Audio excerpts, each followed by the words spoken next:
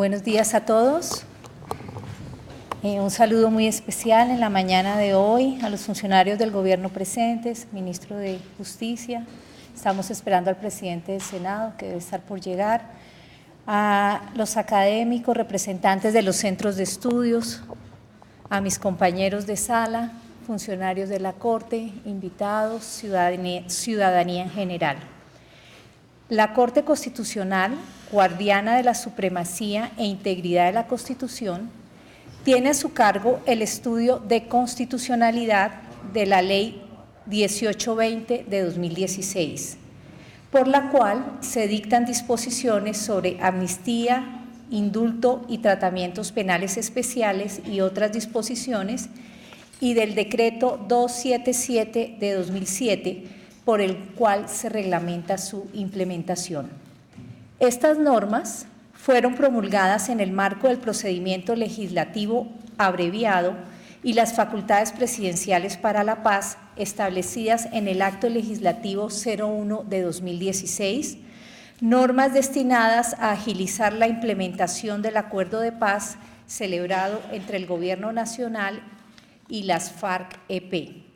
Considerando que ambas normativas guardan notables relaciones en su objeto y contenido, en sesión del 12 de julio de 2017, la Sala Plena decidió la realización de una audiencia común para ambos procesos.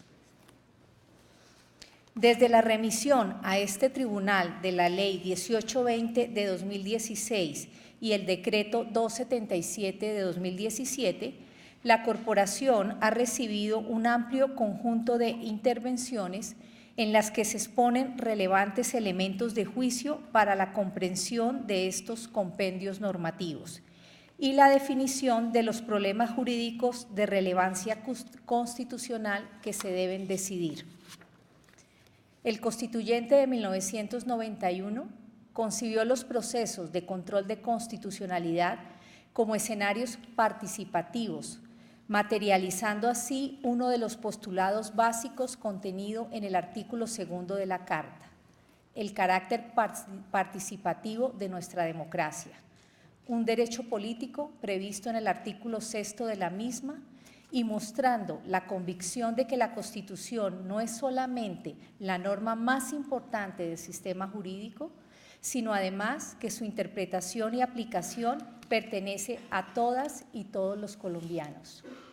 La Sala Plena es fiel a este postulado, razón por la cual destaca y valora la participación que se da en todos los procesos de constitucionalidad, a través de las intervenciones incorporadas a cada uno de los trámites bajo su conocimiento. En esta ocasión, debe señalar, además, la importancia de generar un espacio deliberativo debido a la pluralidad y magnitud de los intereses inmersos en las normas de implementación de un proceso de paz y en atención a las características de un escenario de transición en el que debe conjugarse la vigencia de los derechos de las víctimas, la estabilidad jurídica del proceso y el cumplimiento de los estándares nacionales e internacionales al respecto, así como la protección y la defensa de los derechos humanos. En ese orden de ideas, la audiencia pública, como lo indica el auto que la convoca, el 344 del 2017, girará en torno a 3 ejes temáticos identificados a partir del contenido de la ley y de las materias que han sido objeto de recurrentes reflexiones por parte de los intervinientes. Magistrada ponente, honorables magistrados y magistrada, agradezco asistentes, agradezco a los honorables magistrados y en general a la Corte Constitucional por la convocatoria a esta audiencia pública para debatir la constitucionalidad de la Ley 1820 de 2016. El otorgamiento de amnistías, indultos u otros tratamientos penales especiales a quienes participaron en el conflicto armado colombiano merece un debate amplio y riguroso, por lo que saludo gratamente este espacio. En esta intervención voy a responder a los 2 interrogantes que fueron planteados por la Honorable Corte para este primer eje temático que, como lo ha señalado la magistrada ponente, es el parámetro de control aplicable al juicio de constitucionalidad y el análisis de los aspectos formales. Bien, en el caso Mozote contra El Salvador, en 2012, la Corte Interamericana de Derechos Humanos hizo una distinción teórica de gran importancia en las leyes de amnistía. La Corte Interamericana sostuvo que es diferente analizar la concepción de amnistías en un contexto de dictadura militar que en escenarios de terminación de un conflicto armado y de transición hacia la paz. La Corte Interamericana, en esta decisión, proscribió leyes generales de autoamnistía promulgadas por dictaduras militares latinoamericanas durante la década de 1970 y 1980. En el caso de Mozote, el Tribunal Interamericano reconoció la existencia de un conflicto interno.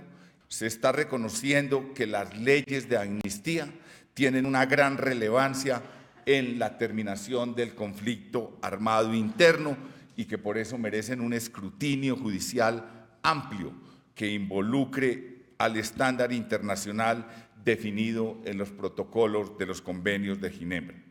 Así, en esa misma óptica y dimensión, lo ha reconocido la Oficina del Alto Comisionado para los Derechos Humanos de las Naciones Unidas, pues ha avalado la concepción de amnistías dirigidas a establecer condiciones de paz y la reconciliación siempre que no impidan el enjuiciamiento de graves violaciones en contra de los derechos humanos. En Colombia, la concepción de amnistías también ha jugado un rol trascendental en la finalización de hostilidades con grupos guerrilleros con el fin de promover la paz y la reconciliación. No muy lejos, los decretos 206 de 1990 y el 213 de 1991, que facilitaron la reincorporación de miembros del EPL y del grupo Quintín Lame, fueron dictados en ese marco y ellos tuvieron representación constituyente.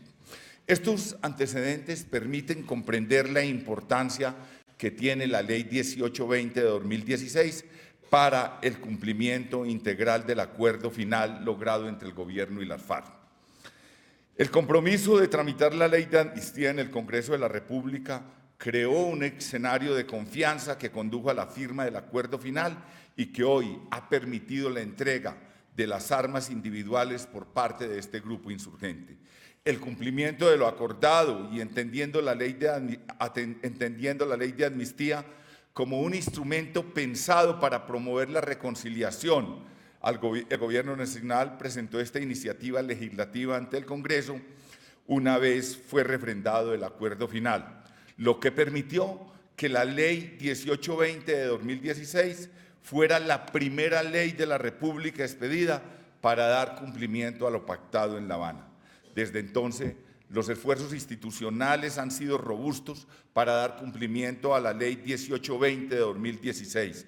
Actualmente hay 6.637 guerrilleros beneficiados con la amnistía o indulto, 6.005 amnistiados de jure por decreto presidencial, 435 amnistías de jure materializados en procesos judiciales y 197 indultos. La Ley 1820 juega un rol fundamental para la terminación del conflicto y la promoción de la convivencia en nuestra sociedad. Su efectiva ejecución impactará positivamente en el cumplimiento de lo pactado en el acuerdo final. Por eso solicito que la Honorable Corte, durante su estudio de constitucionalidad, tenga en consideración la importancia o el rol que jugó y juega la Ley de Amnistía para este proceso. Dicho esto, me permito responder a las dos preguntas formuladas por la Honorable Corte en esta audiencia pública. La primera pregunta, sobre el alcance del derecho internacional humanitario y el derecho internacional de los derechos humanos en el marco de la Ley de Amnistía, merece una respuesta clara y asertiva. La Ley 1820 de 2016 cumple a satisfacción con los estándares internacionales de protección de derechos humanos. Es importante insistir en que esta ley no es ni puede confundirse con una de las leyes generales llamadas de autoamnistía, mediante las cuales las dictaduras otorgaban este beneficio. Todo lo contrario, conforme a la ley de amnistía que hoy estudia la Corte Constitucional, ningún perpetrador, óigase bien, de crímenes graves y representativos cometidos en el contexto del conflicto armado colombiano será objeto de amnistía o indulto. El derecho internacional humanitario y el derecho internacional de los derechos humanos han definido un estándar claro que limita sustancialmente la concesión de amnistías o indultos. En particular, ha establecido dos limitaciones sustanciales derivadas del marco normativo internacional. Por un lado, una regla según la cual quienes cometieron crímenes internacionales y graves, crímenes contra los derechos humanos, no podrán ser amnistiados bajo ninguna circunstancia. Esta regla se deriva del deber estatal en materia de justicia contenido en los tratados internacionales como los convenios de Ginebra de 1949, la Convención para la Prevención y Sanción del Delito de Genocidio, la Convención Interamericana para prevenir, sancionar y erradicar la violencia contra la mujer, entre muchos otros, así como también se deriva de la jurisprudencia de la Corte Interamericana de Derechos Humanos en el caso Mozote contra El Salvador o en el caso Barrios Alto versus Perú. Cumple a satisfacción con este mandato de derecho internacional, pues los artículos 23, 30, 46 y 47 definen de manera clara los de lesa humanidad, la tortura, la desaparición forzada, el desplazamiento forzado, el acceso carnal violento, etc. Los perpetradores de estos graves crímenes contra los derechos humanos no podrán beneficiarse de la amnistía o indulto, sino que por el contrario deberán someterse a la égida de la Jurisdicción Especial para la Paz, en donde rendirán cuentas a la sociedad colombiana y se les impondrá una sanción efectiva.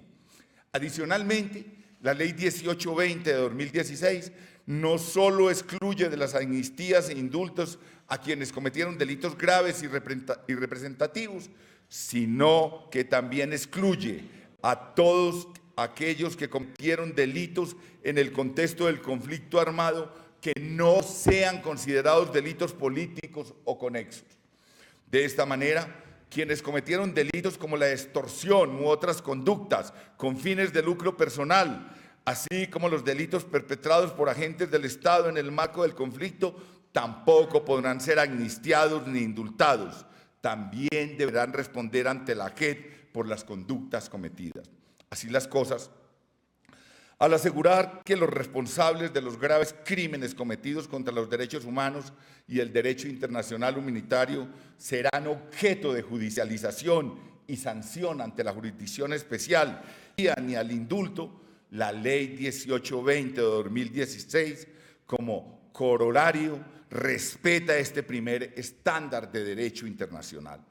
Por otro lado, el segundo estándar sobre concesión de amnistías que se deriva del derecho internacional humanitario y del derecho internacional de los derechos humanos es el condicionamiento a las concesiones de amnistía. Así, por ejemplo, el protocolo 2 adicional de los convenios de Ginebra, la concesión de amnistías a la cesación de hostilidades. De igual manera, la Corte Interamericana de Derechos Humanos ha señalado los tratamientos especiales de justicia que se concedan a las partes en un conflicto armado pueden ser válidos si se condicionan a la satisfacción de los derechos de las víctimas, a la verdad, la justicia, la reparación y no la repetición. Estas condiciones para el otorgamiento de amnistías, indultos u otros tratamientos especiales de justicia también ha sido reconocido por esta Corte Constitucional en la sentencia C-579 de 2013, donde la Corte señaló que beneficios como la renuncia condicionada a la persecución penal exige el cumplimiento de condiciones como la dejación de armas, el reconocimiento de responsabilidad, la contribución al esclarecimiento de la verdad y la reparación. La Ley 1820 también cumple con el humanitario y el derecho internacional de los derechos humanos, así como las decisiones de la Corte Interamericana para el otorgamiento de tratamientos penales especiales a las partes trabadas en conflicto. Los artículos 18 y 21 condicionan la concesión de amnistías e indultos a la dejación efectiva de las armas, así como el compromiso de no volver a utilizarlas para atacar el régimen constitucional vigente. Luego, entonces, que la Ley 1820 exige firmas de actas de compromiso ante la Secretaría Ejecutiva de la JEP, mediante las cuales las personas se comprometen a someterse y ponerse a disposición de la nueva jurisdicción, de manera que para que su caso sea conocido por las autoridades judiciales y se pueda satisfacer los derechos de las víctimas a la justicia, verdad y reparación. Adicionalmente, los artículos 14, 33, 35 y 50 de la Ley 1820 condicionan el otorgamiento de estos tratamientos especiales de justicia a la contribución con la satisfacción de los derechos de las víctimas. Y esta condición no es menor y debe ser entendida en el marco del sistema integral de verdad, justicia, reparación y no repetición. Es posible concluir entonces que la Ley 1820 cumple a satisfacción los estándares del derecho internacional humanitario y el derecho internacional de los derechos humanos, no solo al excluir los beneficios de amnistía e indulto respecto de quienes cometieron delitos graves en el marco del conflicto armado, sino además porque los beneficios en materia de justicia allí contemplados están sustancialmente condicionados a la dejación de armas y a la satisfacción de los derechos de las víctimas. La segunda pregunta que realiza la Corte es relativa al alcance de los artículos 150, numeral 17 y 66 transitorio de la Constitución Política. Al respecto, me permito responder brevemente porque, de un lado, la Ley 1820 de 2016 fue tramitada en el Congreso de la República, alcanzando las mayorías exigidas por el artículo 150 de nuestra Carta Política para la concesión de amnistías e indultos, es decir, logrando la aprobación de los 2/3 de los votos de los miembros de una y otra Cámara. Como es conocido por la Honorable Corte, el Senado aprobó la iniciativa con un total de 69 votos positivos y ninguno negativo, mientras que en la Cámara de Representantes dicho total fue de 121 votos a favor y 0 votos en contra. De esta manera, el Congreso de la República cumplió con la exigencia de mayorías dispuesta en el numeral 17 del artículo 150 superior. Y para terminar, respetando el tiempo como debe hacerse, la Ley 1820 de 2016 no otorga tratamientos especiales de justicia más allá de la amnistía o indulto, para lo cual se cumplieron las mayorías exigidas en el artículo 150, numeral 17, y es importante aclarar que los regímenes de libertades dispuestas en la Ley 1820 son beneficios de libertad condicional y transitoria, los cuales no consolidan situaciones jurídicas y por lo tanto no pueden confundirse con los tratamientos especiales de justicia que serán impuestos de manera efectiva por la JEP.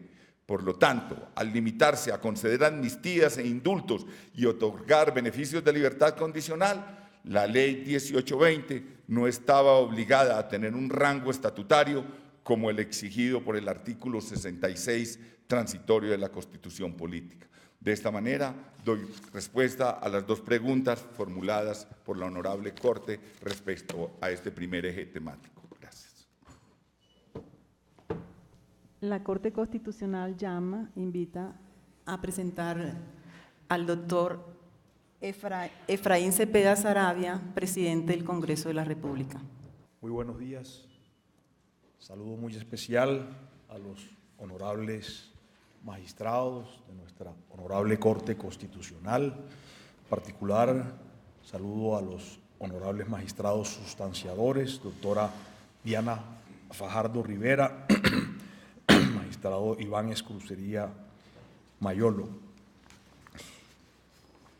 En atención a la amable invitación de los señores magistrados para participar en esta audiencia, en la que se examina la constitucionalidad de la Ley 1820 de 2016, por medio de la cual se dictan disposiciones sobre amnistía, indulto y tratamientos penales especiales, mi respetuoso aporte se orienta a precisar de manera específica dos aspectos que, si bien son formales, consideramos son de especial trascendencia para el examen que realiza la Honorable Corte Constitucional. En primer lugar, surge la inquietud jurídica de la Ley 1820 de 2016, de si debía adquirir la connotación de una ley estatutaria siguiendo los lineamientos del artículo 66 transitorio de la Carta Política, o si la ley de amnistía podía revestir la forma de una ley ordinaria, como se infiere de los actos legislativos número 01 de 2016, 01 de 2017. Sea lo primero señalar que las leyes de amnistía e indulto son consustanciales a todos los procesos de justicia transicional que se han acordado e implementado a nivel internacional y, por tanto, un recurso apropiado y aceptable para la resolución jurídica de conductas delictivas cometidas en el contexto de un conflicto armado, como ha sido reconocido en el protocolo 2 adicional a los convenios de Ginebra, que establece en su artículo 6.5 que, abro comillas, a la cesación de las hostilidades, las autoridades en el poder procurarán conceder la amnistía más amplia posible a las personas que hayan tomado parte en el conflicto armado o que se encuentren privados de libertad, internadas o detenidas por motivos relacionados con el conflicto armado. Cierro comillas. Ahora bien, para dilucidar el punto antes mencionado, debemos acudir a argumentos tanto históricos como jurídicos para entender cómo el instrumento legal de las amnistías debe articularse a los distintos modelos de justicia transicional que se han elevado a rango constitucional en varios actos legislativos aprobados por el Congreso de la República. De una parte, en el acto legislativo 01 de 2012, o Marco Jurídico para la Paz, se establecen los principios y criterios básicos de un modelo de justicia transicional que tenía las siguientes características generales: tratamientos diferenciados para los distintos grupos armados al margen de la ley, que hayan sido parte en el conflicto armado interno, y también para los agentes del Estado en relación con su participación en el mismo. Regulación de instrumentos de justicia transicional de carácter judicial o extrajudicial que permitan garantizar los deberes estatales de investigación y sanción. Centrar la investigación penal en los máximos responsables de todos los delitos que adquieran la connotación de crímenes de lesa humanidad, genocidio o crímenes de guerra cometidos de manera sistemática. Que la investigación de estos crímenes de lesa humanidad quedaba en manos de la Fiscalía General de la Nación, que fijaría criterios de selección y priorización de casos para el ejercicio de la acción penal. Asimismo, en el marco jurídico para la paz, se estableció que una ley estatutaria regularía cuáles serían los delitos considerados conexos al delito político, para efectos de la posibilidad de participar en política, excluyéndose en todo caso los que adquieran la connotación de crímenes de lesa humanidad y genocidio cometidos de manera sistemática. Finalmente, este modelo de justicia transicional se desarrollaba mediante un conjunto de leyes estatutarias en las cuales se buscaba dar un rango de supremacía constitucional al modelo de justicia transicional diseñado en estas normas y con el fin de asegurar su eficacia jurídica frente a las demás normas del ordenamiento jurídico en conjunto. En su momento, el marco jurídico para la paz creó un espacio constitucional adecuado que respetaba el marco internacional en materia de derechos humanos, así como los objetivos del Estatuto de Roma, honrando el compromiso de Colombia de asegurar que los crímenes más graves, como son los de lesa humanidad, no queden impunes. Sin embargo, el Acto Legislativo 01 de 2012 fue aprobado y se integra a la Constitución cuando estaban en desarrollo las negociaciones de paz de La Habana y en razón a la dinámica de la negociación, cuando se firma el acuerdo y en especial se define un nuevo modelo de justicia transicional que presenta algunas diferencias sustanciales respecto al acordado en el mencionado Acto Legislativo 01 de 2012 o Marco Jurídico para la Paz. En efecto, según el acuerdo, los esfuerzos del Estado colombiano se desplazan de promover investigaciones contra los máximos responsables y de seleccionar las más graves conductas, a investigar y sancionar los crímenes de guerra, de lesa humanidad y de genocidio. De otra parte, los procesos de investigación penal y sanción van a estar a cargo de un tribunal especial, esto es, la Jurisdicción Especial para la Paz, y no de la Fiscalía General de la Nación, como lo disponía el anterior marco jurídico para la paz.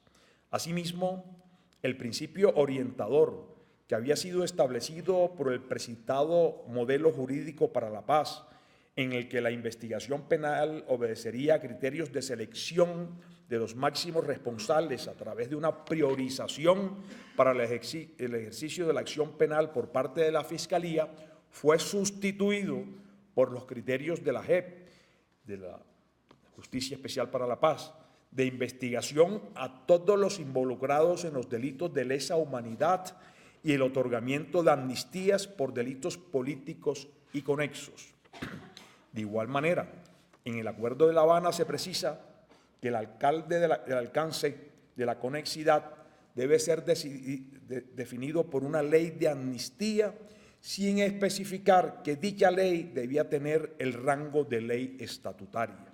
En todo caso, en el acuerdo se advierte, abro comillas, no serán objeto de amnistía o indulto las conductas tipificadas en la legislación nacional que se correspondan con los delitos de lesa humanidad, el genocidio y los graves crímenes de guerra, entre otros, cierro comillas. Por lo anterior, el Acuerdo Final de La Habana, en el Acuerdo Final de La Habana no se precisa qué tipo de ley debe regular la concesión de amnistías, indultos y tratamientos penales diferenciados, a diferencia de lo que había establecido el artículo 36 transitorio de la Constitución Nacional.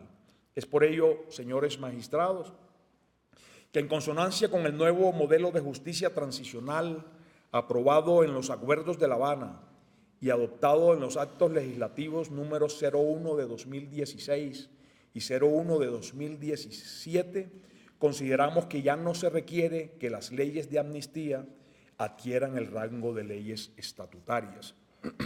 Existe una razón fundamental y es la que antes anotábamos. En el marco jurídico para la paz se buscó que las leyes que desarrollaban los procesos de justicia transicional tuvieran el mayor rango legal posible para asegurar la máxima eficacia jurídica y su prevalencia frente a las demás normas de ordenamiento jurídico. En la actualidad, recordemos que en virtud del artículo 4 del Acto Legislativo 01 del 16, vigente al momento de la expedición de la Ley 1820 de 1916, el acuerdo se integra a la Constitución Política vía bloque de constitucionalidad por cuanto adquiere la categoría de acuerdo especial en los términos del artículo 3 común a los convenios de Ginebra de 1949 y por lo tanto debe ser tenido en cuenta durante el periodo de implementación del mismo como parámetro de interpretación y referente de desarrollo y validez de las normas y leyes de implementación y desarrollo del acuerdo final.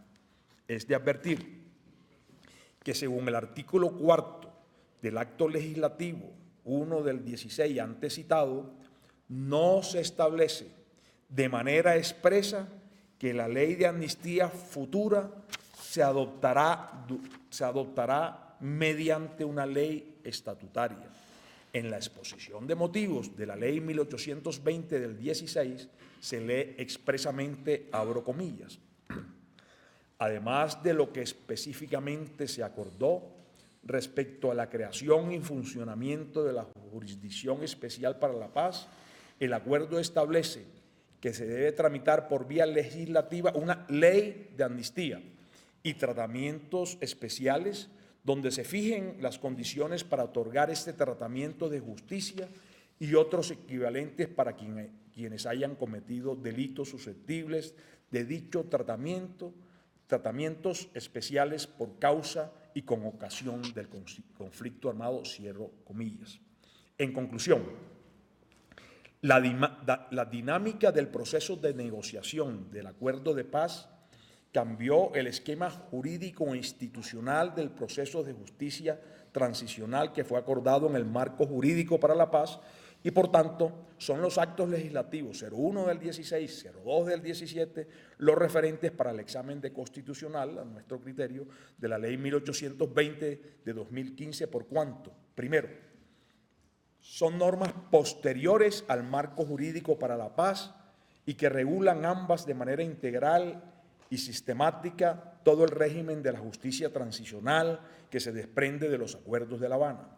Segundo, ciertamente, en este caso caben los criterios o principios consolidados por la tradición jurídica nacional para la resolución de antinomias y conflictos normativos en el ordenamiento jurídico, en concreto, según el aforismo latino, lex posterior derogat priori, la ley posterior deroga a la anterior. Por el caso de conflicto entre dos enunciados normativos de igual extensión e idéntico rango jerárquico, incompatibles y promulgados en momentos históricos distintos, en cuyo caso prevalecerá la posterior en el tiempo. Este principio tiene, por tanto, la plena aplicación en nuestro ordenamiento jurídico en virtud del artículo 2 de la Ley 153 de 1887.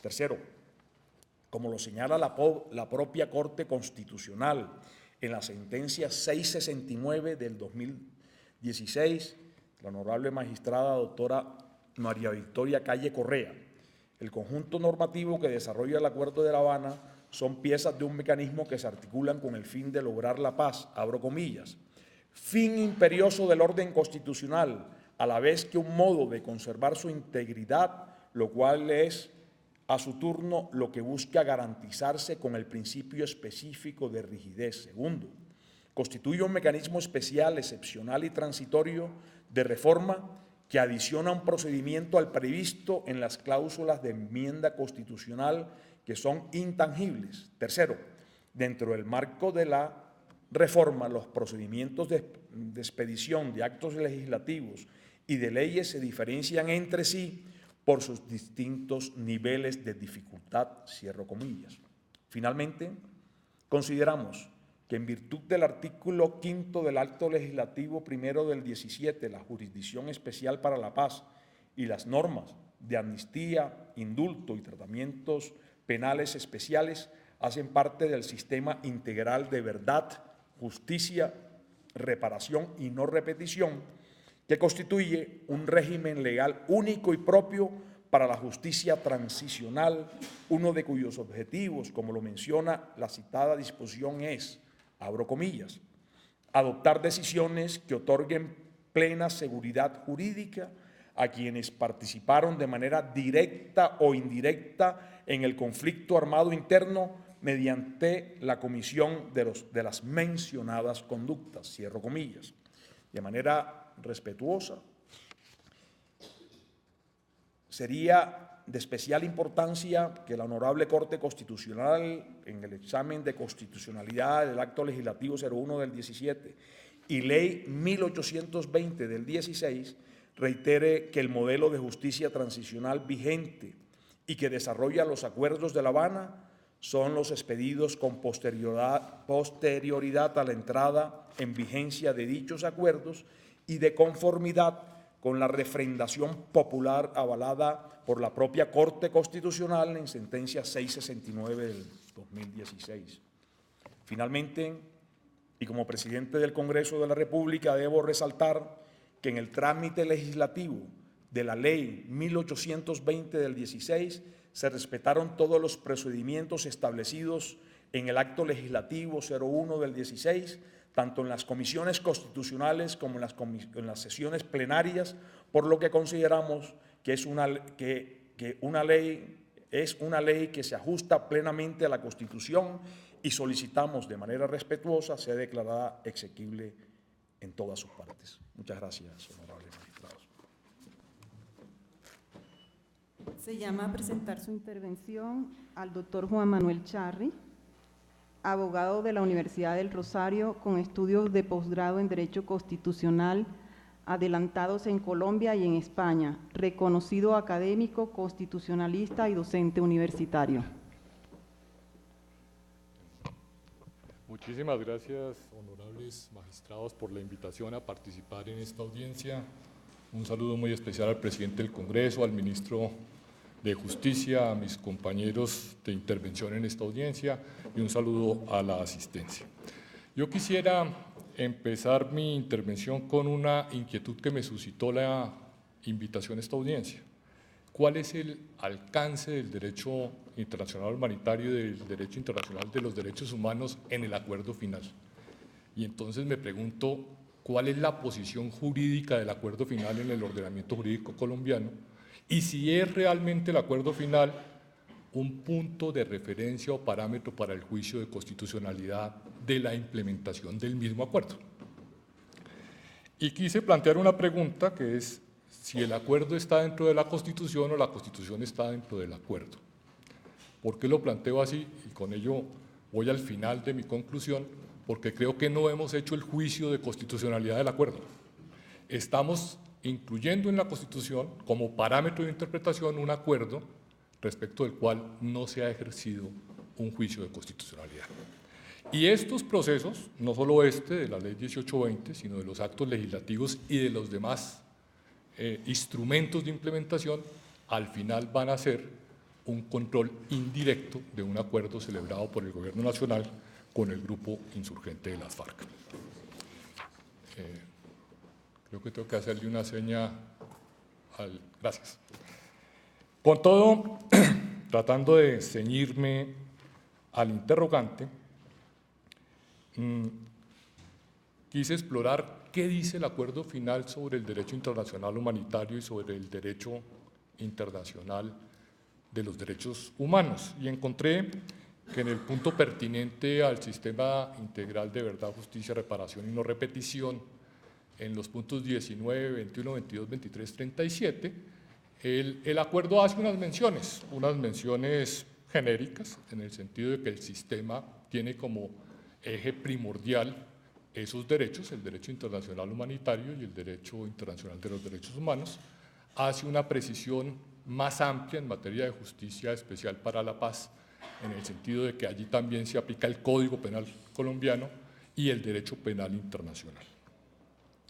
Que el Estado tiene el deber de asegurar que se investiguen y se juzguen las graves infracciones a estos derechos y que en materia de justicia debe investigar y sancionar los mismos. Y hay un punto de referencia que me parece válido y claro, y es que el derecho internacional humanitario permite que haya una amnistía lo más amplia posible cuando se trata del juzgamiento de estos delitos y le permite al Estado la concesión de amnistías y indultos en materia de delitos políticos. Pero ¿dónde está ese acuerdo final para la paz en el ordenamiento jurídico?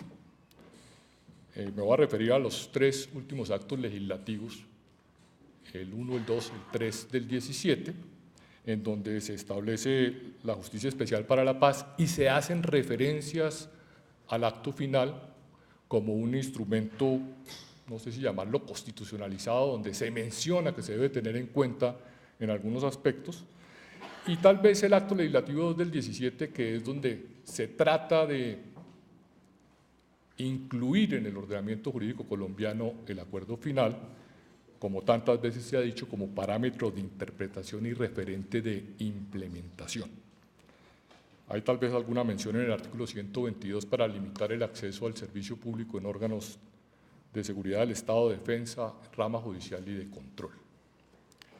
Y hay unas menciones que ustedes o que todos conocemos en materia de derecho internacional humanitario, en materia de estados de excepción y en materia de fuero militar. Y está el artículo 66 transitorio, que también se refiere al derecho internacional humanitario. Con todo, yo sigo con la inquietud de por qué tenemos un referente constitucional que no ha tenido control de constitucionalidad. Y me atrevería a decir que no es objeto, digamos, de esta audiencia, que ese acuerdo final tiene elementos inconstitucionales y que tiene latente una pregunta que algunos han tratado de dilucidar por la vía internacional, y es si el gobierno tenía competencia para pactar reformas constitucionales. Y yo creo que de la posición que se tome tendremos los parámetros para un juicio de constitucionalidad.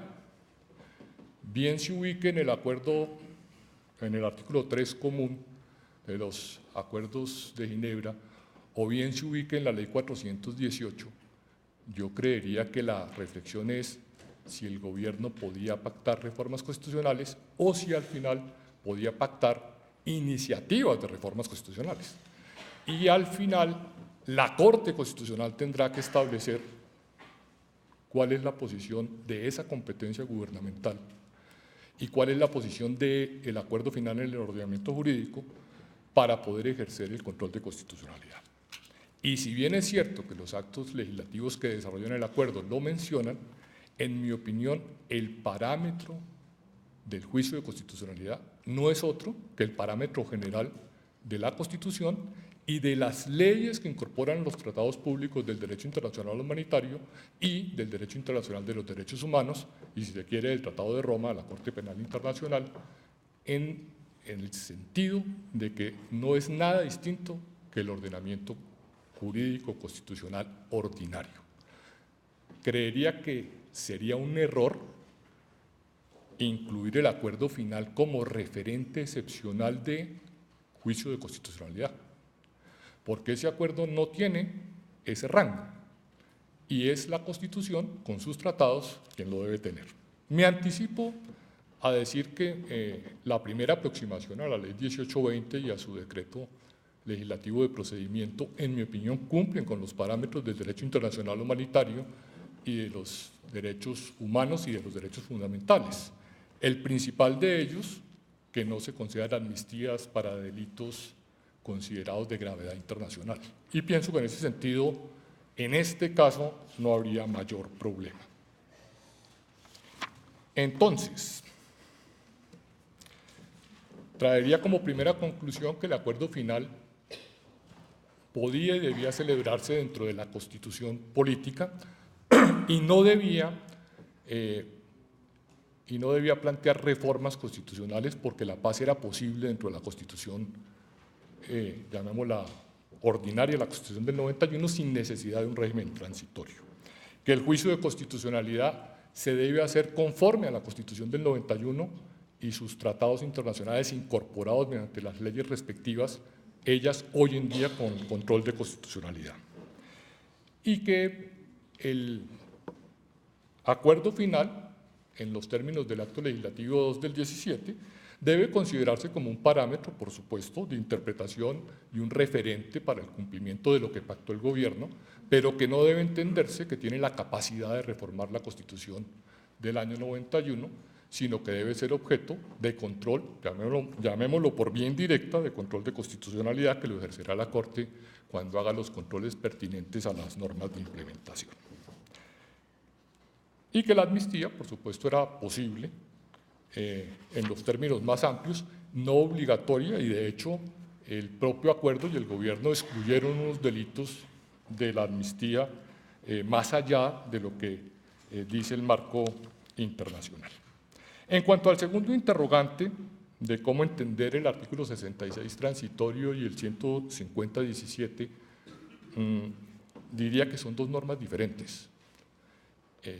El artículo 66 en el ámbito de la justicia de transición, que menciona una ley estatutaria para los tratamientos diferenciados de los grupos armados y agentes del Estado, y el artículo 150-17, una norma ordinaria que trae un condicionante que es que se concedan indultos cuando hay graves motivos de conveniencia pública, y es una facultad del Congreso con el requisito de las 2/3 partes de las mayorías. Me parece que son diferenciables las dos competencias, una que yo denominaría trato diferenciado en el marco de la justicia transicional, con la duda de si es para delitos no indultables, y me inclino por pensar que es para delitos no indultables que se da el trato diferenciado en el marco de la justicia de transición, mientras que la amnistía y el indulto es justamente para los delitos políticos y conexos y presenta dos espacios jurídicos distintos. Y en ese orden de ideas, la amnistía o la ley 1820 no debería tener el rango de ley estatutaria, pero sí debería tener la mayoría de las 2/3 partes. O sea, son dos disposiciones distintas y, si se quiere, complementarias.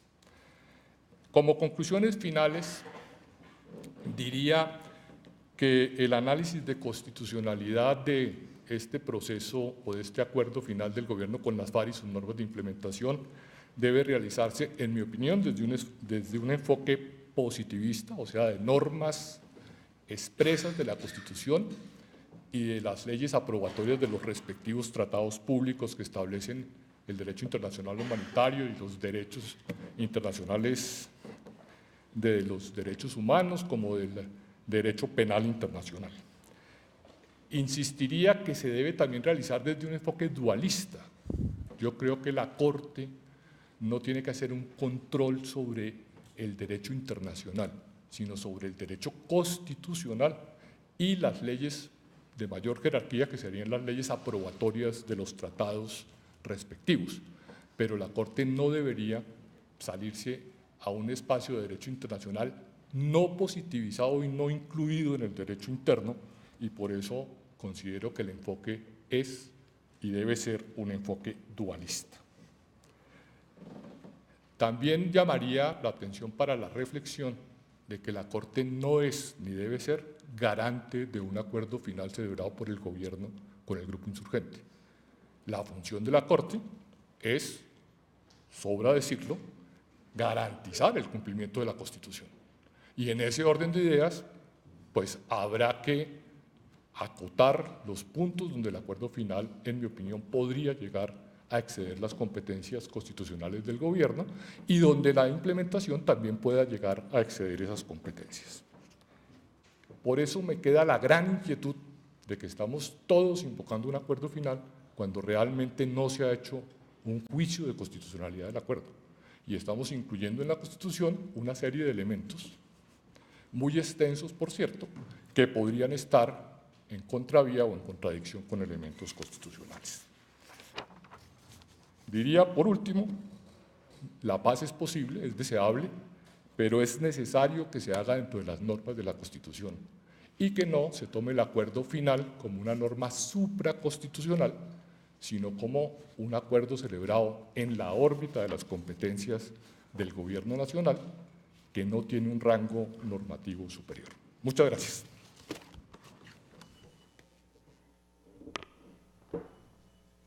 Se invita a presentar su intervención al doctor Rodrigo Uprimi Yepes, investigador del Centro de Estudios de Derecho, Justicia y Sociedad de Justicia, abogado de la Universidad Externado de Colombia con maestría en Sociología del Desarrollo de la Universidad de París I y doctorado en Economía de la Universidad Amiens. Muchas gracias. Buenos días, honorables magistradas y magistrados. Comienzo por agradecer la invitación a esta importante audiencia de control de la Ley 1820 y el Decreto 277. En esta primera parte de la audiencia nos han preguntado que reflexionemos esencialmente sobre los parámetros de control y es lo que voy a intentar hacer tocando 3 puntos. Empezaré mostrando la complejidad de los parámetros de control frente a esta ley y a este decreto por su propia naturaleza y por el proceso transicional que vive Colombia debido al acuerdo de paz y a las reformas constitucionales que se han hecho asociadas a este proceso de paz. Segundo, trataré de aterrizar ese debate de parámetros de control a temas formales, en especial al debate de si la ley 1820 debía o no ser una ley estatutaria. Y finalmente, si el tiempo me lo permite, tocaré algunos temas sustantivos que van a tener que ver con los puntos 2 y 3 de esta audiencia sobre el deber de investigar atrocidades por parte del Estado y los derechos de las víctimas en relación con procesos de amnistía. Arranco con lo primero, digamos los parámetros de control o las distintas fuentes complejas que juegan en este ejercicio de control constitucional de la ley 1820. Si uno mira esta ley 1820 es una ley compleja. ¿Por qué? Porque reconoce y establece amnistías para miembros de las FARC, pero también establece tratamientos especiales diferenciados para miembros de la fuerza pública, como una regulación de la renuncia condicionada a la acción penal y de libertades condicionales en el marco de la Jurisdicción Especial de Paz. Entonces es una ley que ya es compleja en sí misma, pero segundo se hizo por fast track o por el procedimiento especial legislativo.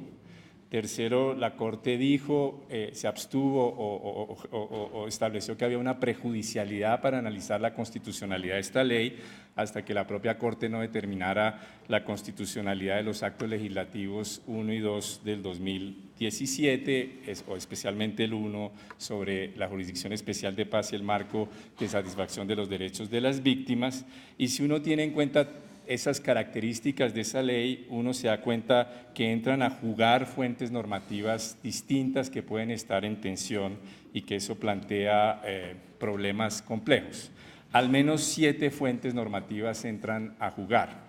Primero entra a jugar la Constitución ordinaria, digamos la Constitución permanente, en el artículo 150.17 que regula la amnistía con mayorías especiales, mayorías incluso más fuertes que las mayorías propias de una ley estatutaria o incluso de una reforma constitucional, en la medida en que exige 2/3 partes de los miembros, mientras que la ley estatutaria exige la mayoría absoluta de los miembros. Esto significa que, por ejemplo, en el Senado de la República, una amnistía requiere 68 votos de senadores, mientras que una ley estatutaria 52.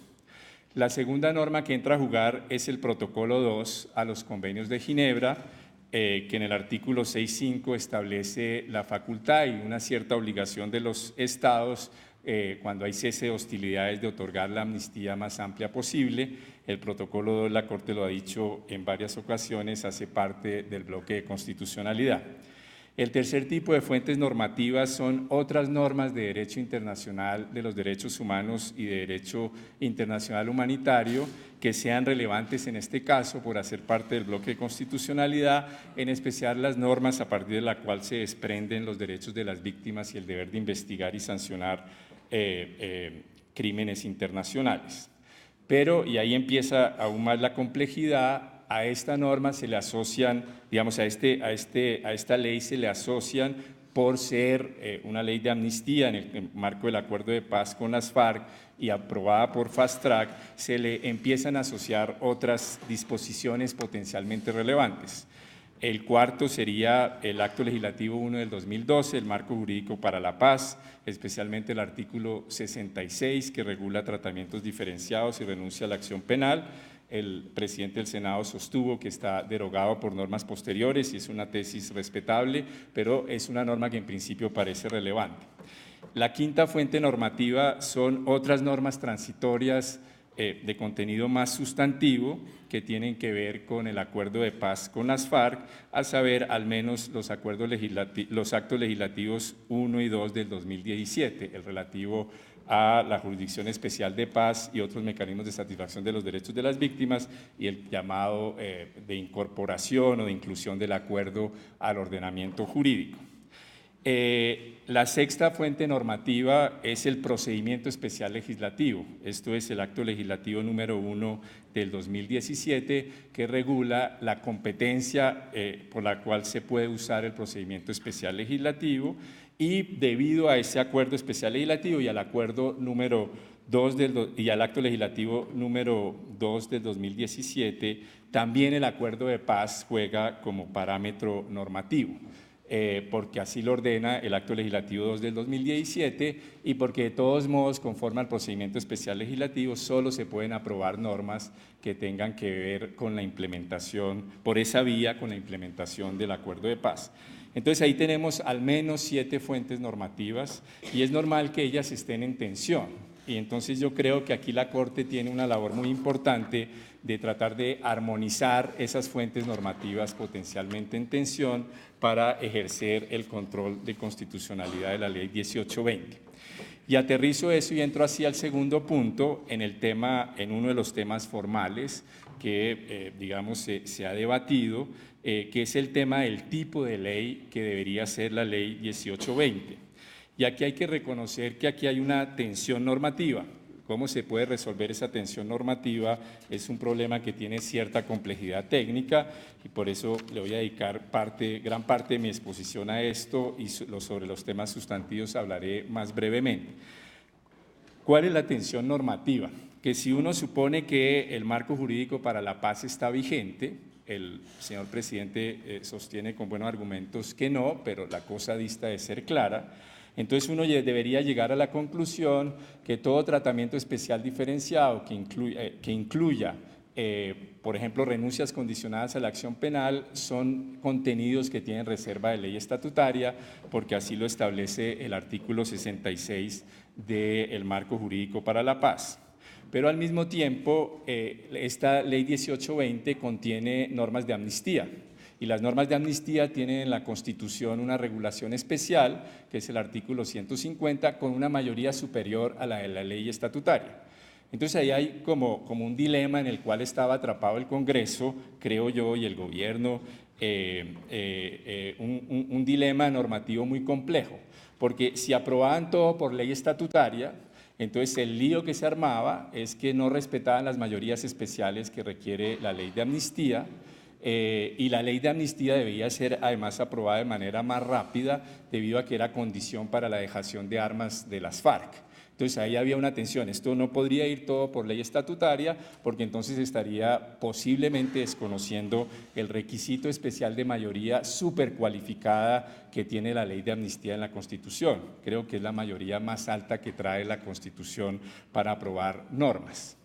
Entonces uno diría, no, entonces se debe aprobar todo por ley de amnistía, como se hizo, pero entonces la tensión que surge es, bueno, pero entonces estaría incluyendo en la ley de amnistía contenidos que parecen tener reserva de ley estatutaria, como el tratamiento especial diferenciado a agentes de la fuerza pública. ¿Cómo manejar esa tensión? Entonces uno diría, pues muy fácil. Mándelas por 2 vías procedimentales distintas.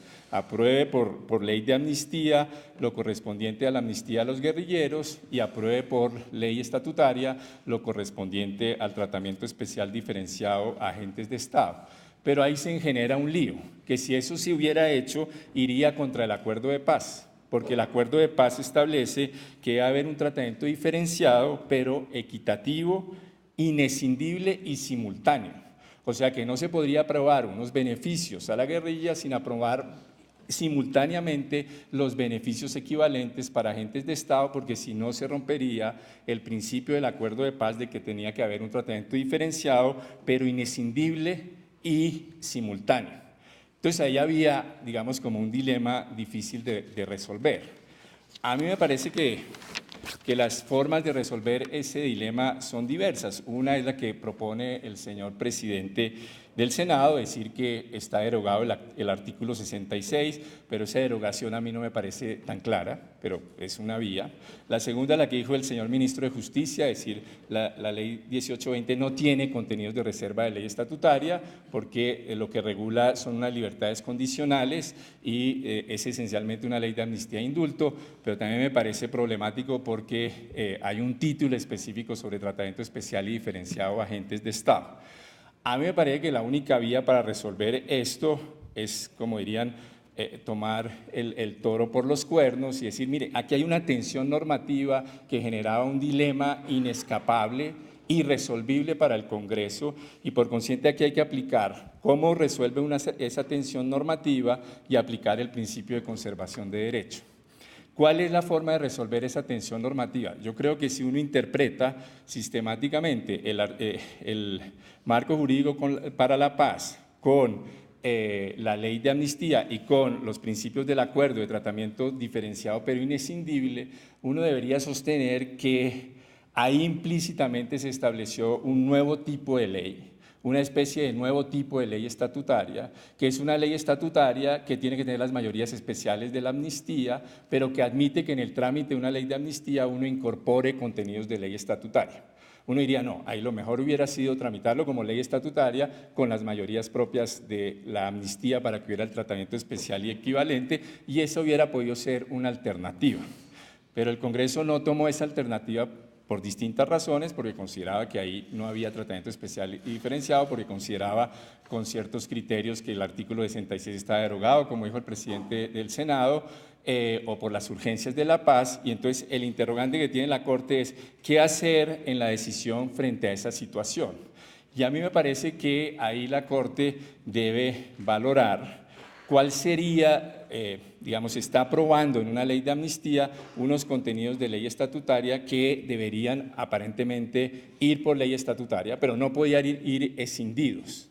Entonces uno diría, se debió tramitar todo como ley estatutaria, pero supongamos que esa fuera la tesis de la Corte, pero no se hizo. ¿Cuál debe ser entonces la decisión de la Corte? Y a mí me parece que la decisión de la Corte es tener en cuenta qué es lo que protege una ley estatutaria y tener en cuenta sus propios precedentes cuando en leyes ordinarias se han aprobado contenidos de ley estatutaria. ¿Qué es lo que protege una ley estatutaria? Una estabilidad jurídica y unas mayorías cualificadas y una revisión de constitucionalidad previa de la Corte para dar seguridad jurídica sobre esos contenidos. Bueno, esta ley especial de amnistía, por tener el trámite especial del procedimiento especial legislativo, tiene esta revisión automática de la Corte, eso es semejante al de la ley estatutaria, va a tener una decisión definitiva de la Corte y finalmente tuvo unas mayorías incluso mayores de la ley estatutaria. Entonces, todos esos requisitos se cumplen. ¿Cuál es el único requisito que no se cumple? Que debió tener la revisión previa a su entrada en vigencia. Y entonces uno diría, entonces ahí hay un problema. Y efectivamente, si se asume esa tesis, que esto es un tipo especial de ley estatutaria, ahí habría un problema, pero si uno toma en cuenta los precedentes de la Corte en esta materia, como la sentencia C-233 del 2017 o la sentencia C-818 del 2011, en estas sentencias la Corte encontró que en leyes ordinarias se habían incorporado contenidos de ley estatutaria, que eso era inconstitucional, pero la Corte hizo una sentencia diferida. Dijo, si yo retiro del ordenamiento en este momento esos contenidos propios de ley estatutaria, genero una situación constitucionalmente peor y por consiguiente validó que incluso después de la decisión de la Corte, en una ley ordinaria siguieran contenidos de ley estatutaria. Si eso se hizo con una ley ordinaria de mayoría simple, yo no entendería que la Corte no valide que en una ley de amnistía de mayoría más calificada y superior a la de la ley estatutaria se hayan incorporado y se validen contenidos de ley estatutaria. Y por eso yo creo que ahí la sentencia más razonable de la Corte es decir que se estaba ante una situación particularmente difícil, que de pronto el mejor trámite debió ser una ley estatutaria, pero incluso ahí puede haber discusiones por la urgencia de la paz, pero aprobado como ley de amnistía, se debería entender que ese procedimiento queda validado por la propia sentencia de la Corte, que yo sugeriría que por el tema del procedimiento y teniendo en cuenta todas estas fuentes normativas que he señalado, se declare constitucional la ley de amnistía en el entendido de que se trata de una ley estatutaria. No tendría sentido que la Corte dijera lo único estatutario es el tratamiento especial a agentes de Estado y entonces tenga uno, porque entonces rompe el principio de tratamiento equilibrado e inescindible, porque entonces tendría una jerarquía mayor el tratamiento especial a los agentes de Estado y un tratamiento menor el de la ley de amnistía, a pesar de que tuvo una mayoría más cualificada. Con esto termino y me disculpo de no poder haber abordado los temas sustantivos que derivaban de este análisis de los parámetros normativos. Muchas gracias. Se invita al doctor Kenneth Burbano Villamarín para la presentación de su intervención. Actualmente es el director del Observatorio de Intervención Ciudadana Constitucional de la Universidad Libre de Colombia. Es abogado de la Universidad Libre, con estudio de posgrado en Derecho Procesal, Derecho Constitucional, Derecho Público y en Educación. Desde hace más de 20 años es docente en distintas universidades nacionales. Muchas gracias. Buenos días, honorables magistrados de la Corte Constitucional, señor presidente Luis Guillermo Guerrero, señores magistrados sustanciadores Diana Fajardo e Iván Humberto Escrucería Mayolo, en representación del Observatorio de Intervención Ciudadana Constitucional de la Universidad Libre, agradezco a ustedes por la invitación a esta trascendental audiencia. Paso a resolver la primera pregunta. Grado de vinculatoriedad de los contenidos del derecho internacional humanitario y del derecho internacional de los derechos humanos que establece el acuerdo final. El Estado colombiano ha ratificado, entre otros, el Pacto Internacional de Derechos Civiles y Políticos, la Convención Americana sobre Derechos Humanos, el Pacto de San José de Costa Rica de 1969, los convenios de Ginebra de 1949 y sus protocolos adicionales 1 y 2, y el Estatuto de Roma de la Corte Penal Internacional de 1998. Las normas internacionales en mención no solo constituyen una obligación internacional, la cual permitiría un margen de apreciación estatal considerable, sino un mandato constitucional que impondría límites estrictos al margen de configuración legislativa al momento de decidir sobre amnistías, indultos y tratos penales diferenciados. A lo anterior se agrega que la jurisprudencia ha reconocido que el derecho internacional humanitario contiene normas de jus cogens, que la jurisprudencia de la Corte Interamericana de Derechos Humanos ha sido considerada por la Corte Constitucional como fuente vinculante respecto de los casos contra Colombia y como una fuente interpretativa de suma relevancia en el resto de las decisiones, y que el Estado de Colombia no puede dejar de investigar, sancionar crímenes de guerra, agresión, genocidio y lesa humanidad, ya que tendría competencia la Corte Penal Internacional para investigar estos hechos. Revisemos ahora la vinculatoriedad otorgada por la voluntad del legislador en Colombia. El procedimiento legislativo permite entender que la voluntad del legislador fue respetar los parámetros internacionales, como las interpretaciones que ellos hacen los tribunales y organismos internacionales. Así se advierte de los motivos presentados durante la radicación del proyecto de ley sobre amnistía, indulto y tratamientos penales especiales, y a su vez el acuerdo final señala que no serán objeto de amnistía ni indultos ni de beneficios equivalentes los graves crímenes contra la humanidad allí señalados, todo ello conforme a lo establecido en el Estatuto de Roma. Sumado a esto, tampoco serán susceptibles de tratamientos especiales de justicia los delitos comunes que no hayan tenido relación con la rebelión.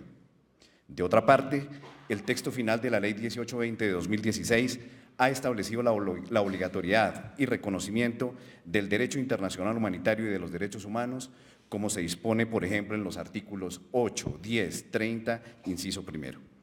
De la lectura de las normas internacionales, sus interpretaciones, los alcances que la Corte Constitucional ha dado y el texto de la Ley 1820 de 2016, permite sostener que los instrumentos internacionales gozan de un alto grado de vinculatoriedad y en especial en lo relacionado con la garantía de los derechos de las víctimas al acceso a justicia y que los hechos no permanezcan en la impunidad. Pasemos al análisis de los contenidos propios de derecho internacional de los derechos humanos, derecho internacional humanitario y derecho penal internacional en relación con la Ley 1820 de 2016. En el Sistema Interamericano de Derechos Humanos, la Corte Interamericana ha tenido la oportunidad de analizar la convencionalidad de amnistías en varias decisiones. Entre estas se encuentra, por un lado, el estudio hecho a disposiciones de amnistía ubicadas en los contextos de transición democrática, como son los siguientes casos: Barrios Altos versus Perú, Almonacid Arellano y otros versus Chile, La Cantuta versus Perú, Gómez Lund y otros versus Brasil y Hellman versus Uruguay. Por otra parte, el caso en el que la Corte se ha pronunciado sobre estas disposiciones en contextos de conflictos armados Es el caso de las masacres de El Mozote y lugares aledaños en El Salvador. La Corte, conforme al artículo 6.5 del Protocolo 2, sobre concesión de amnistías lo más amplias posibles a la terminación del conflicto armado, concluye a partir del derecho internacional consuetudinario que la norma no es absoluta, dado que existe también una obligación de investigar y sancionar crímenes de guerra y crímenes con la humanidad. Por tanto, las amnistías no son en sí mismas inconvencionales, sino que el deber de conceder estas amnistías no es absoluto. En el caso del Mozote, permite concluir que las razones por las cuales la Corte Interamericana consideró inconvencional la ley de amnistía de El Salvador fueron, en primer lugar, por haber contrariado lo establecido en el acuerdo de paz y, en segundo lugar, haber otorgado esta a perpetradores de graves violaciones a los derechos humanos. Ahora bien, ampliando el marco de protección internacional, se consideran contrarias al ordenamiento internacional amnistías encubiertas, las amnistías excluyentes de responsabilidad y prescripciones, las autoamnistías o amnistías incondicionales, concedidas por graves violaciones a los derechos humanos y al derecho internacional humanitario. En Colombia, teniendo en cuenta los estándares internacionales, deberán ser los jueces, dentro de cada etapa y cada figura, esto es, amnistía, indulto y trato especial y trato penal diferenciado, o dentro de los procesos que se lleven a cabo en la Jurisdicción Especial para la Paz, quienes tengan la potestad y los elementos de juicio para realizar estas calificaciones jurídicas y lleven a cabo investigaciones y sanciones correspondientes. Sin perjuicio de todo lo anterior, no debe desconocerse que lo dispuesto en la Ley 1820 de 2016 hace parte de un conjunto de medidas de justicia transicional que se complementan entre sí para la consecución de la paz. Y por ello, el análisis que se efectúe frente a los derechos de las víctimas debe hacerse en conjunto con las demás medidas que dispone el acuerdo final, esto es, frente a los demás mecanismos, como la verdad, la reparación y la garantía de no repetición. Muy bien. Segunda pregunta. Como ya se ha mencionado, es la referida al contenido del artículo 66 sobre ley estatutaria y el artículo 157 sobre concesión de amnistías e indultos. El artículo 166, transitorio de la Constitución Política, no hace mención expresa a la terminación del conflicto entre el Estado colombiano y las FARC-EP, ni entre el Estado colombiano con otra organización de naturaleza similar. Por el contrario, el artículo 66 consagra como objeto principal la justicia transicional, así como los instrumentos que la componen. En este sentido, podría sostenerse que en principio el artículo 66 transitorio establece en realidad un régimen general de justicia transicional, el cual sería aplicable no solo al caso presente, sino a casos futuros. Si el artículo 66 es una norma transitoria con vocación de permanencia, debe la Corte Constitucional preguntarse cuál es su relación con el artículo 150-17 de la Constitución Política por una parte y con el Acto Legislativo 01 de 2016 por otra parte. La respuesta a este interrogante implica un análisis complejo, sin embargo, puede resumirse de la siguiente forma. Existe una doble relación de lex specialis deroga lege generali. Por un lado, el artículo 150, numeral 17, preceptúa un régimen general de amnistía e indultos de delitos políticos, mientras que el artículo 66, transitorio, establece un régimen de trato diferenciado para aquellos casos en los cuales se esté ante una justicia transicional. En el primer escenario del artículo 150-17, no es necesario que exista terminación de un conflicto interno o que se esté ante un acuerdo de paz o ante la implementación de un sistema de justicia transicional. La regla de la norma no contiene un condicionamiento circunstancial. En el segundo escenario, el artículo 66, por el contrario, el legislador podrá invocar la reserva de ley estatutaria solo si el trato penal diferenciado, la amnistía o el indulto sean frutos de un proceso de justicia transicional conforme a las reglas constitucionales y de derecho internacional. En este sentido, el Congreso no estaría facultado para indultar, amnistiar u otorgar un trato penal diferenciado a aquellos actores que no hayan participado en el conflicto objeto de justicia transicional. Por otro lado, el artículo 66 transitorio consagra un régimen general de amnistías, indultos y tratos penales diferenciados en virtud de una justicia transicional, mientras el Acto Legislativo 01 de 2016 consagra un régimen aplicable únicamente para la terminación del conflicto armado entre las FARC y el Estado colombiano. En el escenario ideado por el artículo 66 de la Constitución Política, cualquier grupo que termine un conflicto y acuerde aplicación de una justicia transicional con el Estado sería beneficiario de un tratamiento por vía de ley estatutaria, mientras que solo aquellos involucrados en el conflicto entre el Estado colombiano y las FARC-EP serían beneficiarios de las tratativas por vía fast track. La existencia de un doble sistema, ley general, ley especial, implica a su vez el reconocimiento de unos requisitos constitucionales especiales. Además de los requisitos reconocidos en materia de amnistía, indulto y tratos penales diferenciados derivados del bloque de constitucionalidad. En esa medida, la estructura del artículo 66 transitorio es una norma que, pese a ser ubicada en disposiciones transitorios, tiene una vocación de permanencia. Lo anterior implica que debe hacerse un estudio profundo sobre las razones que motivaron al Ejecutivo para tramitar en el Congreso de la República un régimen de amnistías, indultos y tratos penales diferenciados vía fast track. Sobre el deber de motivación del Congreso de la República en la Ley 1820 de 2016. El Congreso emplea por vía fast track para amnistiar, indultar y ofrecer tratos penales diferenciados, como es el caso, aquel deberá motivar dicha decisión de la siguiente manera. Primero, debe exponer cómo el trámite de la ley permite la concreción de los acuerdos pactados. Segundo, deberá justificar por qué el procedimiento del artículo 150 no es el adecuado para implementar los acuerdos. Tercero, deberá exponer por qué no es adecuado tramitar los tratos penales diferenciados a través del artículo 66 transitorio. Cuarto, deberá comprobar si el procedimiento del Acto Legislativo 01 de 2016 es tan garante como los demás procedimientos. Esta justificación implica, a su vez, abordar ciertos temas sensibles. El primero de ellos consiste en si es posible diferenciar entre un grave motivo de conveniencia y la implementación de un acuerdo, que conlleve a la invocación de un trámite abreviado con mayorías no cualificadas. El segundo consiste en determinar por qué no debe invocarse una ley estatutaria con mayorías absolutas y debates fuertes, sino un mecanismo de debates restringidos y mayorías diferenciadas. El tercero consiste en demostrar cómo este procedimiento garantiza los derechos fundamentales de actores involucrados, así como el principio democrático. Me voy a referir brevemente al procedimiento legislativo de la Ley 1820 de 2016. Ni en el proyecto de ley ni en sus ponencias se enuncia la naturaleza de la Ley 1820 de 2016. Sin embargo, su trámite nos permite entender que el legislador, por iniciativa del Ejecutivo, tramitó la ley en mención vía fast track.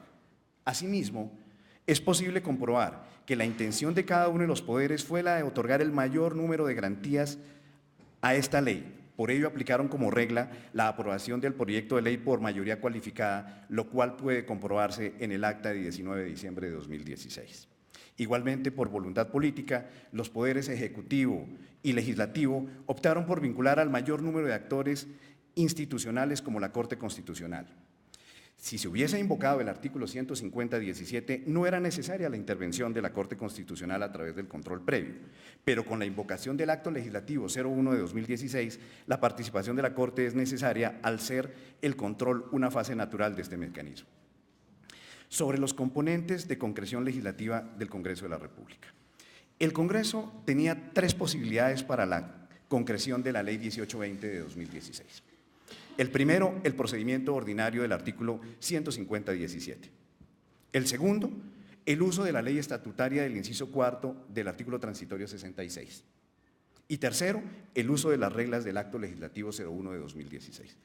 El Congreso de la República optó por la reglamentación de dicha ley en virtud del Acto Legislativo 01 de 2016, respetando las reglas establecidas en el literal E que hacen remisión al numeral 17 del artículo 150 superior. Según lo anterior, lo establecido en el inciso 4 del Acto Legislativo 01 de 2012 es un medio dentro de los mecanismos de justicia transicional para la concreción de dichos mandatos concretos, pero no es el único. La cláusula general de competencia del Congreso de la República en situaciones de concreción del acuerdo final es el establecido en el Acto Legislativo 01 de 2016. Es decir, todos los mandatos y compromisos en aquel acuerdo deben ser implementados por las figuras estipuladas en dicha reforma constitucional. Finalmente, respecto al modelo jurídico de amnistías, indultos y tratos penales diferenciados en Colombia, está regido por un sistema de doble relación, la ley general y especial. Este sistema implica, a su vez, un deber de motivación fuerte, tanto en el Ejecutivo como en el Legislativo, para sustentar la necesidad de regular las amnistías, los indultos y los tratos penales diferenciados vía fast track. Muchas gracias.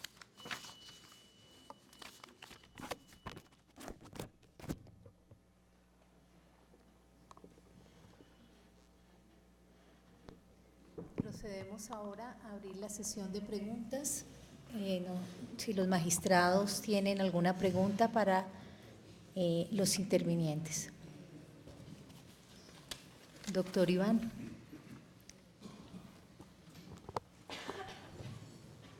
Gracias, doctora Fajardo. Para el doctor Uprimi, tengo la siguiente inquietud. Si la ley de amnistía o el tema de amnistía puede tener contenidos estatutarios, comillas, y usted habla que habría que condicionarlo, exequible en entendimiento. Mi pregunta es, como aquí en la Corte estamos revisando no solo la ley 1820, sino también un decreto ley 277,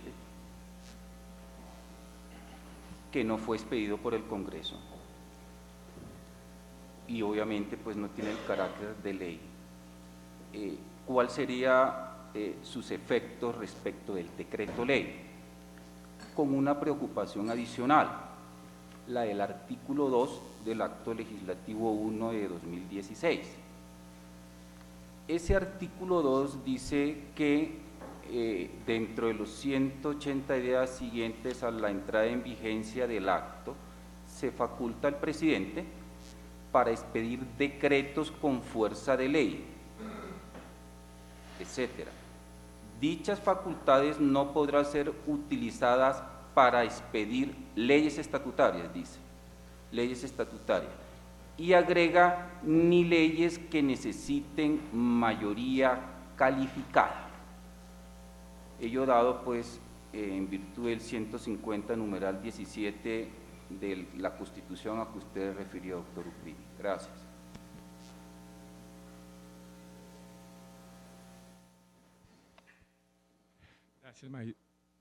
Gracias, magistrado Escrucería. A ver, mi tesis central es que hay un dilema en la ley 1820 que puede ser resuelto de la manera que yo sugerí, que es entender que la Constitución, digamos, si uno interpreta sistemáticamente el marco jurídico para la paz, el artículo 150 relativo a amnistías y las normas que le dan fuerza al acuerdo y sirven de parámetro de constitucionalidad, uno debe reconocer que el tratamiento que se debe dar a guerrilleros y agentes de Estado tiene que ser simultáneo. Y entonces uno puede llegar a dos conclusiones, la que yo dije ahí, que es entender que eso es una ley estatutaria particular, o uno puede llegar a otra conclusión que no pude desarrollar, que es entender que por esa particularidad, por ley de amnistía, se podían aprobar excepcionalmente contenidos estatutarios, porque si no se rompía la inescindibilidad. Las dos son posibles. A partir de esa pregunta, a partir de ese presupuesto, que es como mi presupuesto de análisis, el análisis del decreto 277 tiene que ver si los contenidos del decreto 277 son contenidos propios de la concesión de una amnistía o del establecimiento del tratamiento diferenciado, que es lo que requiere o ley estatutaria o ley de mayoría especial. no es que toda regulación del procedimiento de concesión de amnistía tenga el contenido propio de la ley de amnistía ni las mayorías de la ley de amnistía, sino los contenidos que tengan que ver con la concesión de la amnistía. O sea, la definición de los delitos amnistiados, los contenidos sustantivos y materiales, pero no los contenidos procedimentales. Así es que yo entiendo el artículo 150, creo que es numeral 17, que habla de que el Congreso podrá conceder amnistías con esa mayoría especial o indultos, pero no quiere decir que cualquier regulación procedimental relativa a la amnistía, o sea, cómo se va a otorgar concretamente aquí la amnistía, por cuál juez, yo creo que eso es un contenido propio de ley ordinaria, porque ahí no se está concediendo la amnistía, ahí se está regulando la manera de implementarla. Lo mismo con los tratamientos especiales diferenciados. Es el contenido fundamental del establecimiento del tratamiento especial diferenciado el que podría tener, si está vigente el artículo 66, el señor presidente del Senado opina que fue derogado por los actos legislativos 1 y 2 del 2017, pero si uno entiende que está vigente, es el establecimiento de ese tratamiento especial diferenciado, pero no cualquier regulación legal o reglamentaria del tratamiento especial diferenciado.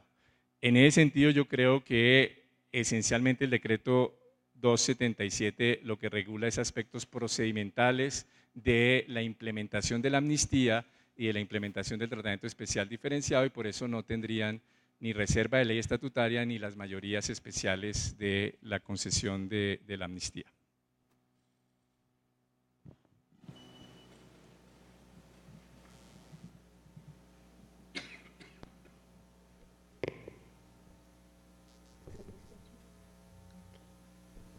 ¿Alguna otra pregunta? Tal vez una pregunta para todos los intervinientes, en el sentido de qué opinan o cuál es su posición frente a si era necesario o no consultar a los grupos étnicos y por qué razón.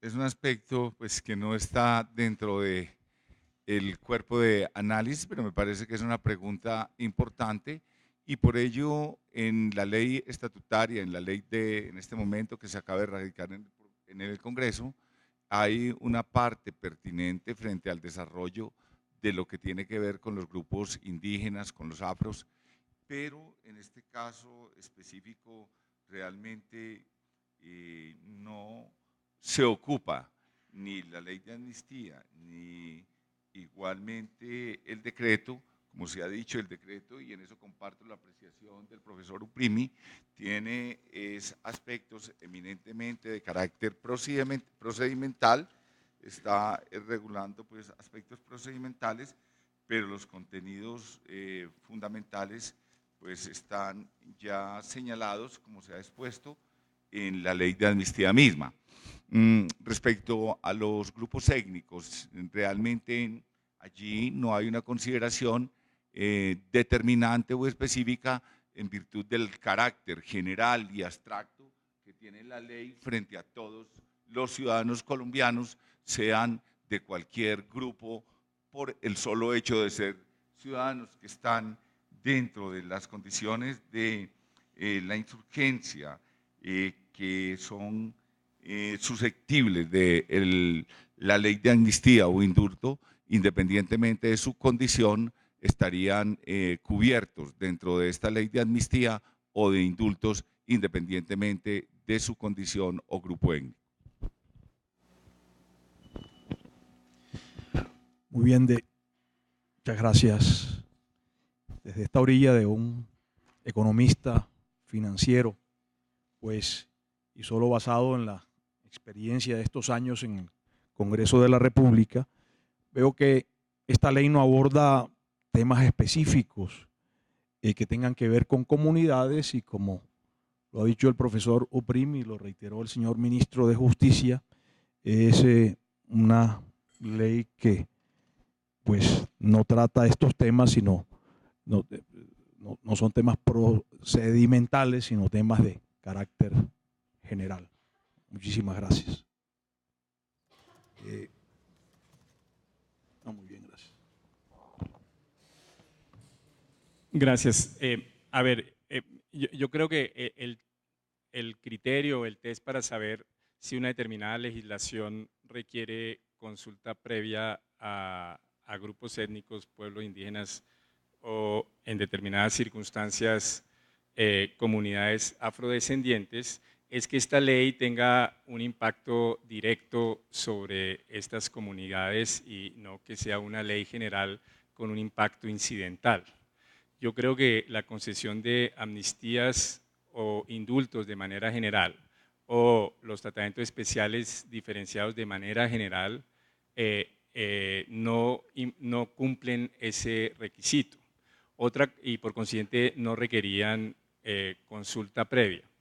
Otra situación es que determinadas medidas de implementación de las amnistías o los indultos o determinadas regulaciones más concretas relativas a los tratamientos especiales diferenciados puedan tener un impacto directo sobre los pueblos indígenas o los grupos o las comunidades afrodescendientes, especialmente en sus territorios, y que entonces esas medidas específicas requieran consulta previa. Pero la concesión misma de la amnistía o el indulto, que tiene que ver con un tema general y global de paz, o los tratamientos especiales diferenciados a miembros de la fuerza pública, de manera general, no requerirían esa consulta previa. Otro, repito, sería que determinada regulación de cómo se van a hacer, por ejemplo, amnistías o indultos a tratamientos especiales diferenciados a guerrilleros que hubieran sido al mismo tiempo miembros de pueblos indígenas, pues ahí podría haber necesidad de consulta previa. Pero creo que la medida general, creo que no.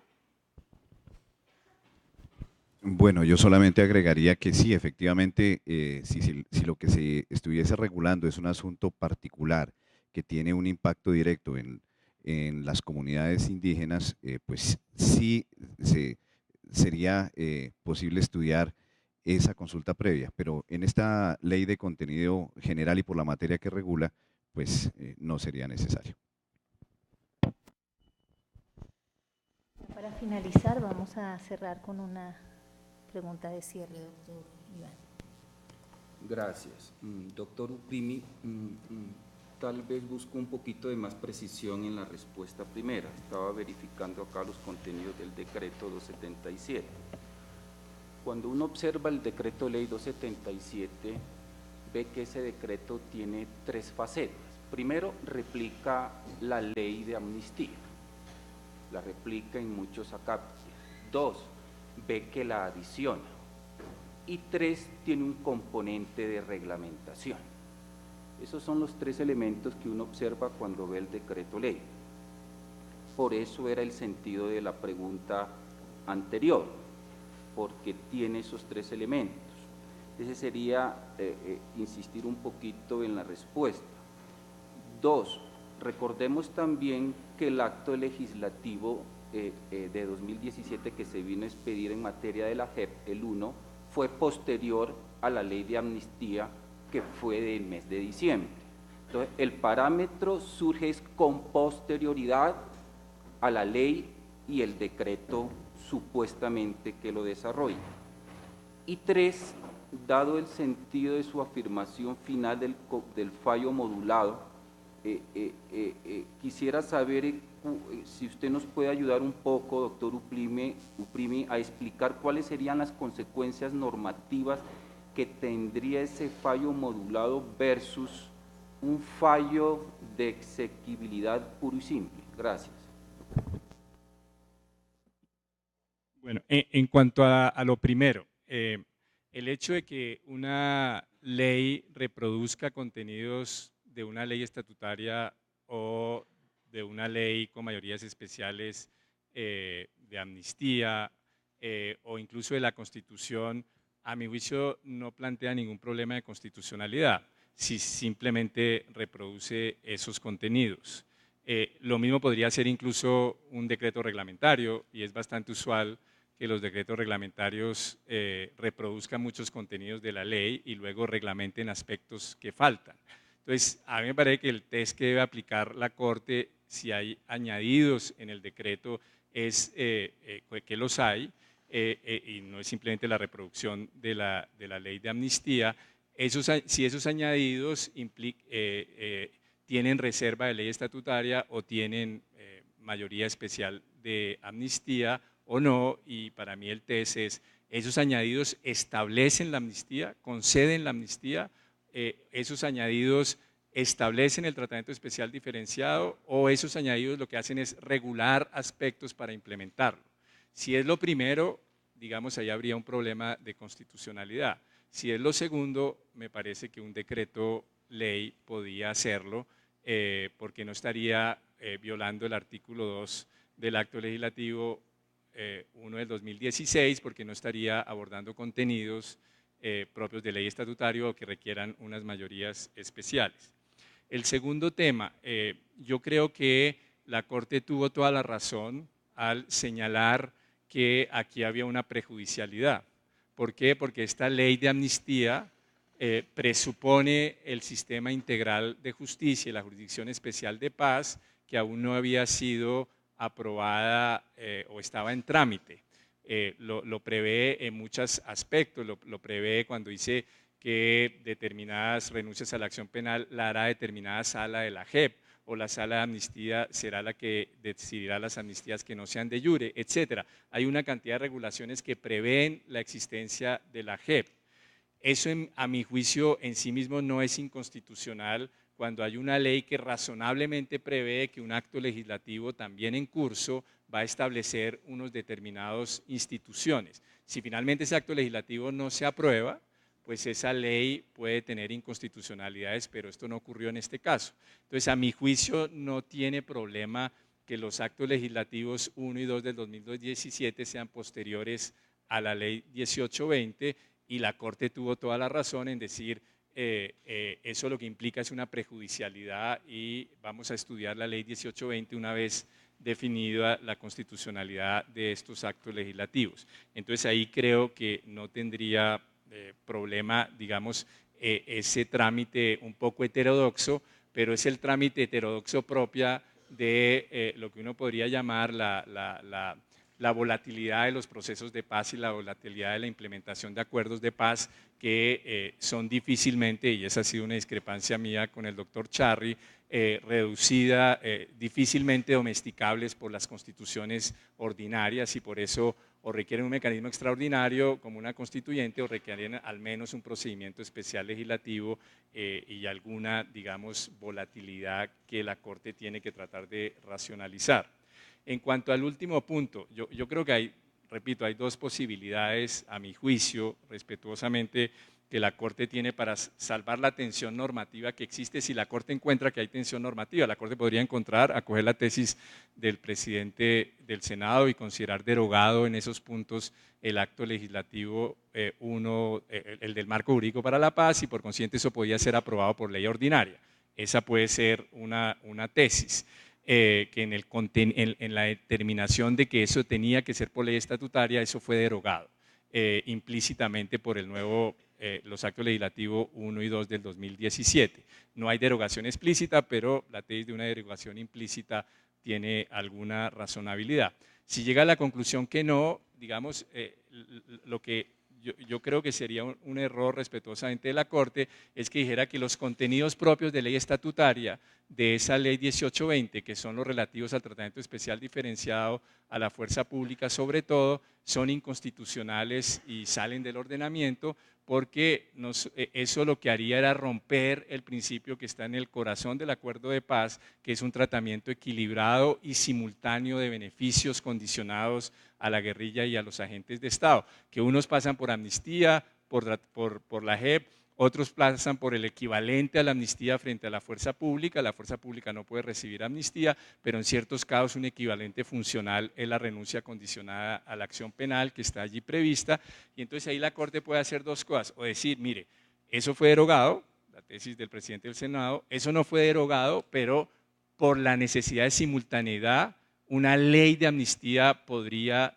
incorporar esos contenidos de ley estatutaria, porque era la única forma de lograr la simultaneidad, y en esa medida es constitucional pura y simple, o decir, no, ahí se estableció un tipo especial de ley estatutaria, y por consiguiente ciertas partes o todo el contenido tiene carácter de ley estatutario. El efecto de esa declaración es que si se le reconoce carácter de ley estatutario, pues tiene una jerarquía superior y no podría ser modificado por leyes ordinarias, mientras que si le reconoce carácter de ley ordinario, podría ser modificado por leyes ordinarias ulteriores. Así es como entiendo la difícil situación en que está la Corte. Doctor Rojas.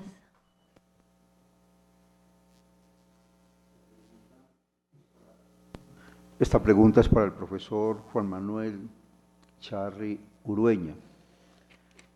En torno a la implementación y desarrollo del acuerdo final, ¿usted echa de menos que no haya habido un control preciso sobre el acuerdo final, control de constitucionalidad, observando bien el alcance de la función del control de la integridad de la Constitución que le otorga a la Corte el artículo 241, ¿bajo qué parámetros, o mejor, bajo qué circunstancias vería usted posible entonces un control sobre el acuerdo final? Pues la verdad no creo que haya una vía directa para hacer el control de constitucionalidad del acuerdo en su integridad. Y al final lo que va a ocurrir, o lo que técnicamente debería ocurrir, es que se haga el control de la implementación, digamos, desde las normas generales, y se acoten la implementación a las normas de la Constitución. Dicho en otras palabras, el acuerdo como tal no sería de competencia de la Corte Constitucional porque no tiene un rango legislativo propiamente. Y allí lo que se estaría, digamos, acordando serían iniciativas gubernamentales ante el Congreso, y en la medida en que el Congreso expidiera esas normas, irían a control ordinario de constitucionalidad, igual que los actos legislativos.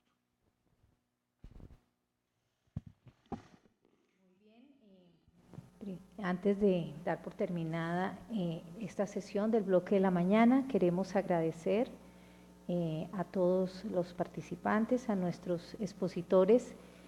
Ha sido un aporte muy interesante para la Corte, sus opiniones, digamos, muy sustentadas, nos darán mucho que pensar y que estudiar, y pasamos a un receso de 10 minutos para continuar con el segundo bloque. Muchas gracias.